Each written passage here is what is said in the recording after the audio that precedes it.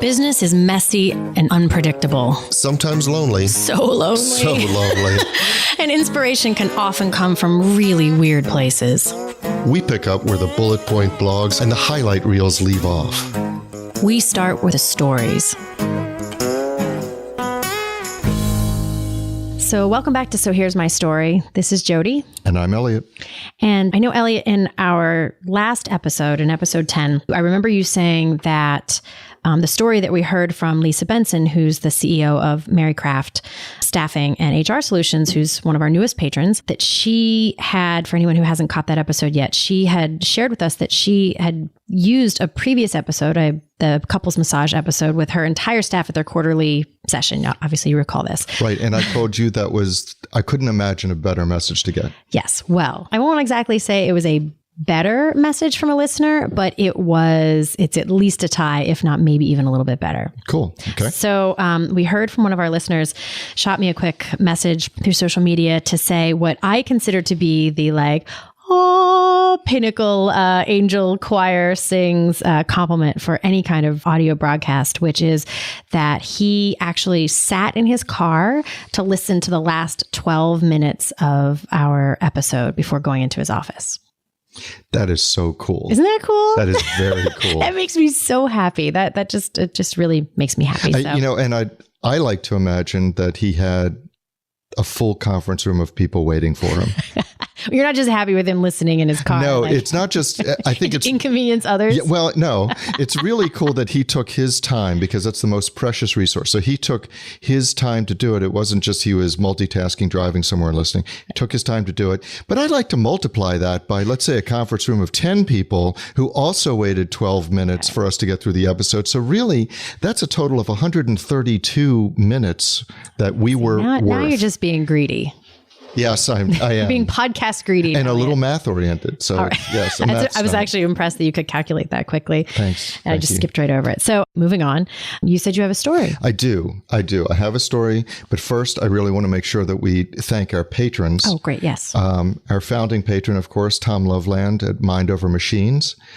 And our whole lineup of patrons now, which I'm so proud to say. The architecture firm GWWO, Cat's Copy, Herbert and Ethel Inc., and the aforementioned, lawyer word, Mary Craft Staffing and HR Solutions. You can find out about our patron circle and all the perks that come with those different levels of patronage at patreon.com, and just look for us with SHMS Podcast. You ready for my story? I think so. Here we go. So here's my story. I was in the Dallas-Fort Worth airport, and I was sitting with my client waiting for a flight. And we had a couple-hour layover, so we had a chance to actually talk beyond just pleasantries and small talk. And we had just finished up a pretty complicated deal. My client was buying a company out in that area, and the negotiations were contentious. We had to be really creative in the terms. It was touch and go, and the deal wound up going at the end even better than expected, and my client was going to make just a good bit of money. It exceeded his expectations.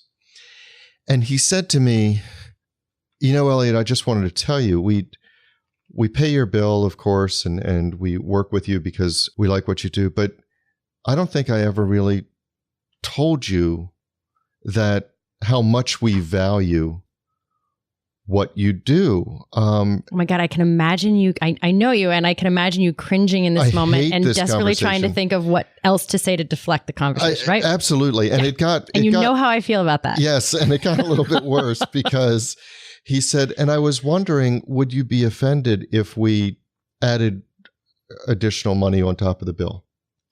He says, I don't know how to thank you. Did the skin fall off your body? And I just said, no. I think that's when I made a beeline for the Cinnabon because you're right. I don't like those conversations. I mean, look, I appreciate them. I'm sure everybody does, but if somebody said to me, Eliot, like in some sort of meditation exercise, Eliot, conjure up something that makes you extremely uncomfortable, I would conjure up that conversation. I just can't stand it. I know this isn't I was going to say, I'm sort of grinning over here because I feel like this is sort of a setup. I feel like you're softballing me a topic that I get all ranty about. No, well, I do know you get ranty about it, but it was the first thing when we were talking about stories, or we were thinking about stories. I was thinking about this one because I did not know how to react except to just say, and I like your tie. I mean, I had no idea. At least you said that. So that's a step in the right direction. And, maybe you'll get a word in edgewise for the next half an hour because I may just go off on, I have a lot to say on this. I'm going to go get a coffee. Just keep going. I have a lot to say on this because I think it's really, really, really important, not just in a personal development-y kind of way, but I am stunted in that way, yes. Yeah. But in a really important way for business as well. So at least you said that. At least what you didn't do was what I really can't stand, which I just really get upset about, is you didn't tell him why he was wrong. You didn't say, oh, no, don't be silly. I'm not that great at this. Or, kind of try and talk him out of the thing that he's trying to express. I just did what everybody would do. Is that? No. I think the first, and let me just say for a second, it is, when I've always considered myself someone who will tell people the truth. Mm-hmm. And, I will tell them the hard truths. And that's the part that gets talked about in a lot of like coaching training and all these, being an advisor and whatnot, is like, are you, do you have the spine to tell your client the hard truths and the emperor has no clothes? I got to tell you, it is a hell of a lot easier to get people to believe the bad stuff about themselves than it is to get them to sit still and even listen to, not to mention believe and digest the good stuff. It is for me. I absolutely. No, I almost have to like strap you down to give you a compliment. So here's why I think that's important. A couple things. In a minute, I'll get to why I think it's important for the person receiving. But I think something that gets completely overlooked that I actually get almost like angry about is two things. The giving and receiving of any kind, whether it's a compliment or help with something, is an ecosystem. It is a finely balanced ecosystem. And if I want to do you a favor or give you a compliment in any way, kind of contribute or give, if you aren't willing, and so I throw you a ball, if you're not willing to catch it, it doesn't work. It's not a one-sided seesaw. Like there has to be somebody on the other side of the seesaw for that continuum to actually work. And so when I want to give somebody a compliment, partly because I'm not someone who gives like blow smoke compliments. I don't say great job unless I meant it. And I say great job, or I appreciate this about you, or this matters to me, or I really value this about you. I say those things when I'm the person saying those things because they mean something to me. They're meaningful. They are mine. And this is the part that gets funny. When someone says like, tells me why I'm wrong. Oh, no, blah, blah. I'm not that good at that. I want to just be like, excuse me, stop. You don't get to weigh in on what I think about you. It's actually none of your business what I think. And this is my thought and my feeling. And you don't get to tell me that I'm wrong. Well, I get to tell you you're mistaken. So just shut up and say thank you. So I think there's that like responsibility to realize that you're actually wrecking something for someone else when you can't just say thank you. And we've all had that happen. Like, you want to help somebody with something. Lots of us love to help people, but cannot stand to let other people help us. Mm-hmm. But we don't get to do the, I like to help people or I like to compliment people if that person doesn't accept it. So I wish we could just all be a little easier with it. But the other reason I think it's important is that I don't think you can grow as a person or grow as an entrepreneur or grow as a company, frankly, if you don't solidly build on what already works really well. Like there has to be that foundation of acknowledgement of this is what we're good at. This is what I'm good at. This is what I uniquely do better than other people. Also balanced out by years where I uniquely fail compared to other people. But to build on those things of what works. And so I years and years and years ago, I was equally bad at accepting a compliment. And I just started, and I don't even remember why, but when somebody would say something to me that I was wildly uncomfortable with, that just made the skin want to fall off my body, if I couldn't say, oh yeah, I agree with you, I'm that awesome, which of course is really, really hard. Right. the very least was I held myself to a very tough standard of just simply saying, thank you. Just say thank you so that you don't disrupt the ecosystem. And here's what's fascinating. If you can just do that for a little bit, and then I'll actually let you get a word in here in a minute, you start to actually make space for the possibility that those things are true.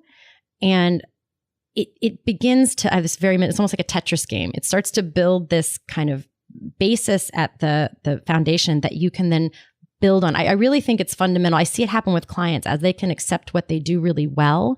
They actually can grow much, much more. Whereas if they only stay focused on where they have space to grow, they slog. And I can see that intellectually. I think there's an intellectual and there's an emotional component to it. I was always taught that if your work speaks for itself, don't interrupt.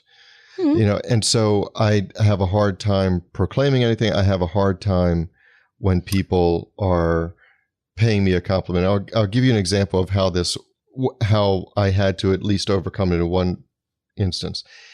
In building my firm, every single marketing person that I talked to said, you should really have testimonials on your website. And the thing about testimonials that made it so cringe-worthy to me is that meant I could either be completely fraudulent in my eyes and write them myself and just make up this person. That's, you're excellent. So says Bob S. from whatever company. Or, which, believe it or not, I do know people who have done that. Believe it or not. I see the look on your face, and I'm drawing that from real examples that and conversations I've awful, had. Horrible. Yeah. So that's not really an alternative. So that meant I had to go to clients and in my mind say, hey, listen, could you say some awesome things about me so I could write them down? See, okay, that's fascinating to me because that's not what you're asking, right? You're just saying tell me just give me your words. How would you describe what we do? Well, yes, in a way, but I'm saying, I'm giving them a context. I'm not sending out a Survey Monkey poll saying rate us on a scale of 1 to 5. What I'm saying is I was hoping that I could put a testimonial on my website, which means I was hoping you'd say something awesome about me that I could capture and then broadcast. So I have a bunch of things I could say about that, but I don't want to miss the initial point we started on here, which is I think there's lots of ways to get around that, but we're actually talking about something different, which is when the good is staring you right in the face and you didn't have to request it and you won't accept it. So what's going on then? I don't like I get so uncomfortable because I don't like the feeling of it. I believe, so the thing I love about what I do is I get to help people, which seems so cliche, but the best thing about what I do is when I'm on the phone with the client and they say, geez, I'm so glad I called you. I feel so much better about this.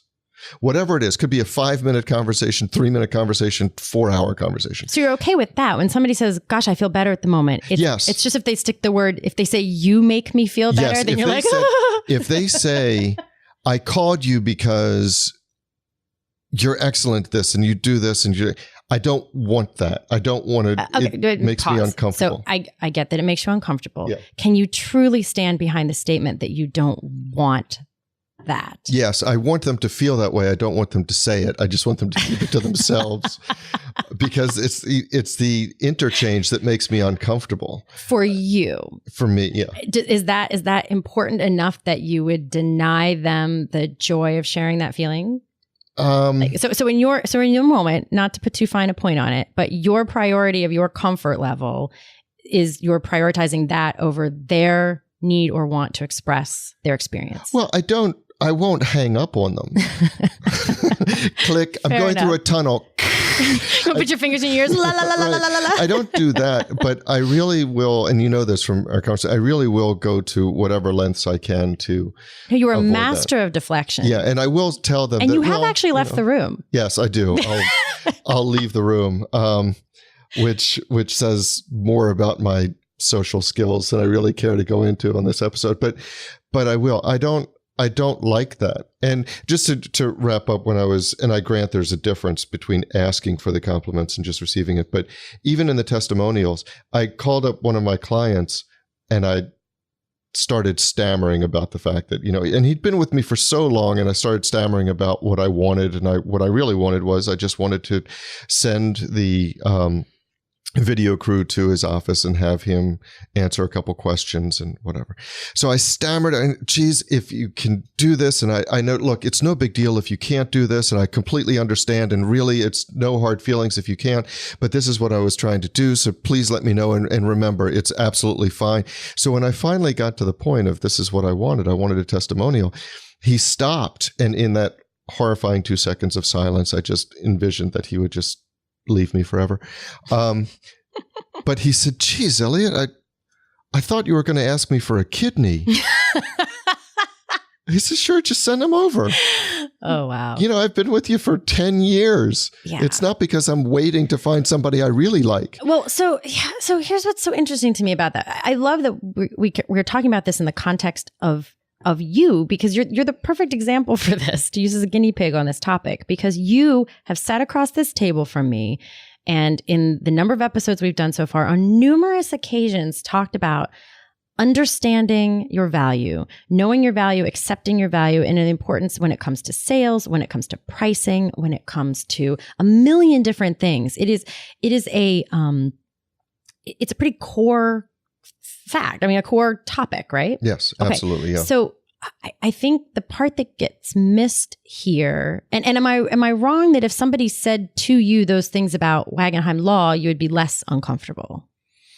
Yeah, because I have more people, because I know I work with great people. It's right. Yeah. Right. So I think the hypothesis that I am positing here is that your company or your department or whatever is hemmed in by your own ability, like the degree to which you can accept that kind of compliment is determines the upper limit for how much where the company can go there. I think it's core to like being able to accept your value. And I'm not talking about being egotistical here or, fluffing up your perception of who you are, being arrogant. This is just accepting the fact that someone else's experience of you is fill in the blank X.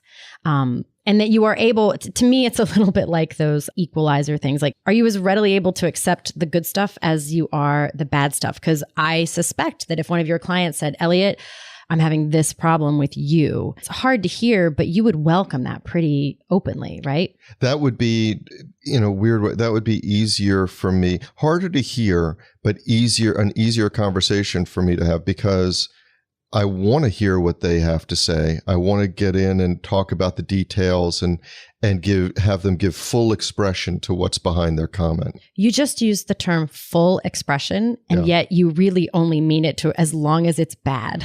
Well, I'll go as far as neutral, but so I'll take neutral to bad, but stick with that for a second.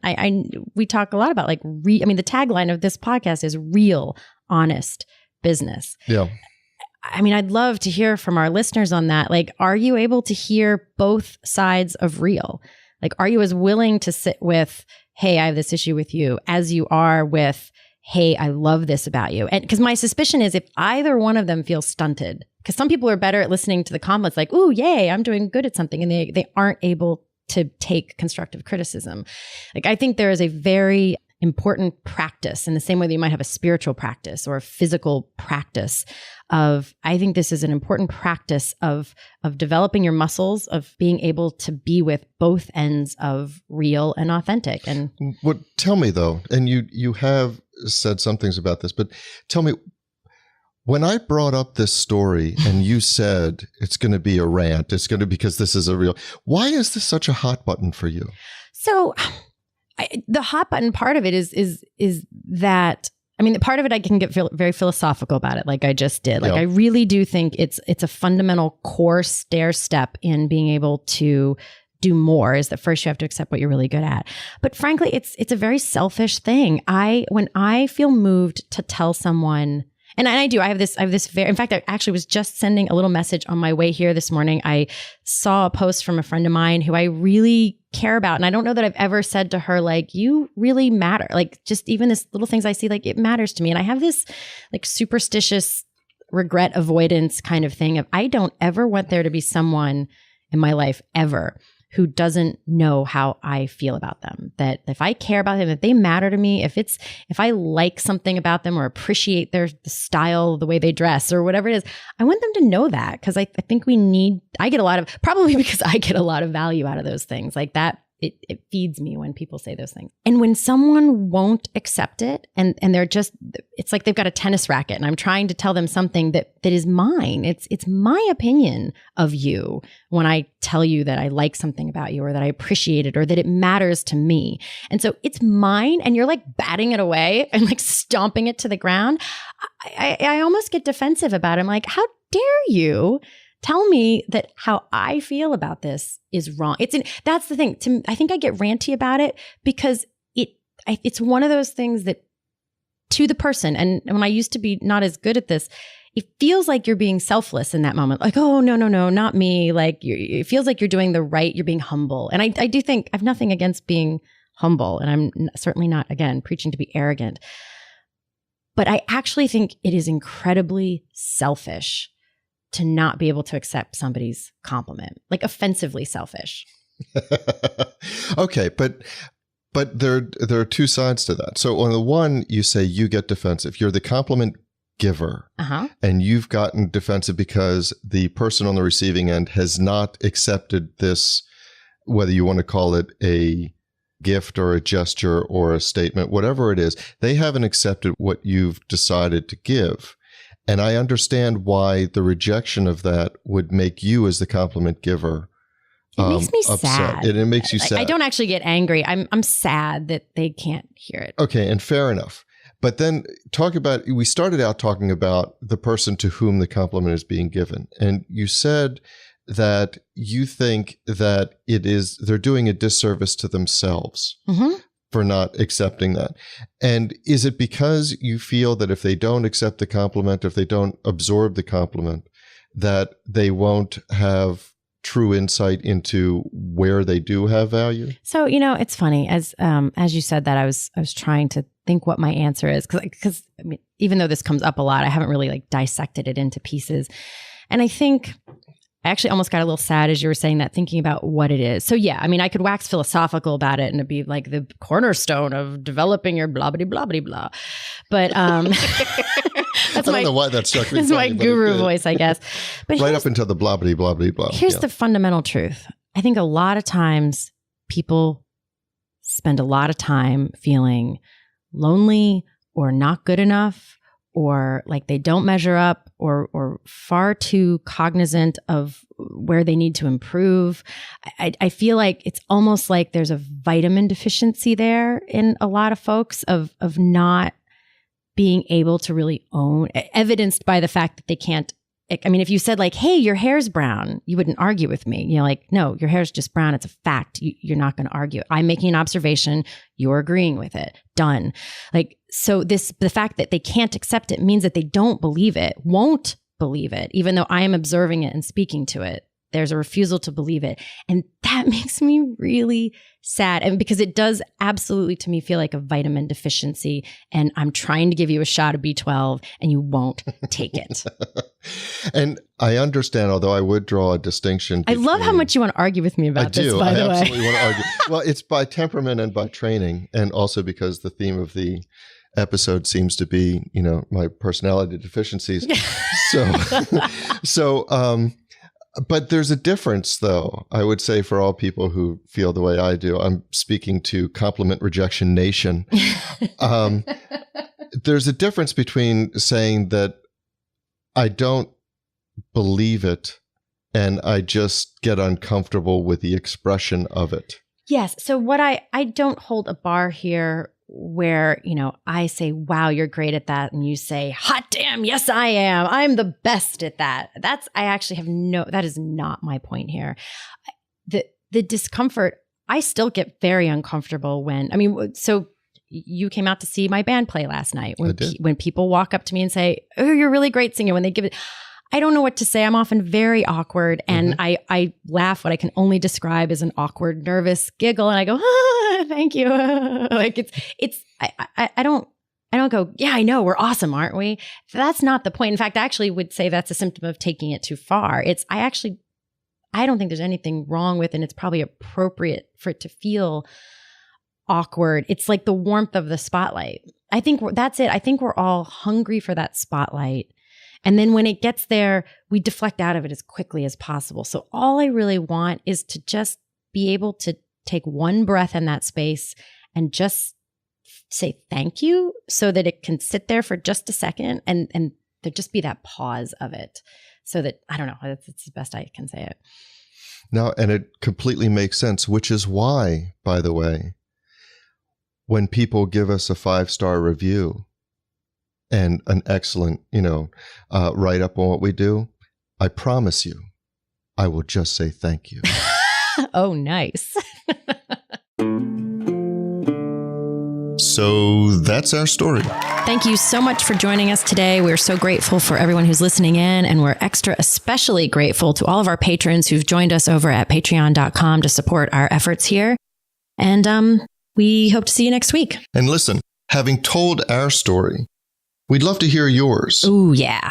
So I guess what we're trying to say is, the floor is yours. Go to sohere'smystory.com and join the conversation. Wait, before you go, there are 3 things that we really want you to know. First, you can find show notes and links to all of the random things we happen to mention during the episode by visiting our website, sohere'smystory.com. The second thing is, we like to talk. And not just to each other. That's right. So what we really want to hear is your story. So while you're there, you'll also find links to connect with us on Facebook, Twitter, and other ways to contact us with questions, suggestions, or even to share your own story. And if you love the show and want to support future episodes, you'll also find the link to our Patreon page, where we share our extra bonus content. Or if you can't support us financially, it'd be great if you could leave us a 5-star review at iTunes, Stitcher, or whatever podcast service you use to listen to us. And be sure to tell all your friends. Until next time.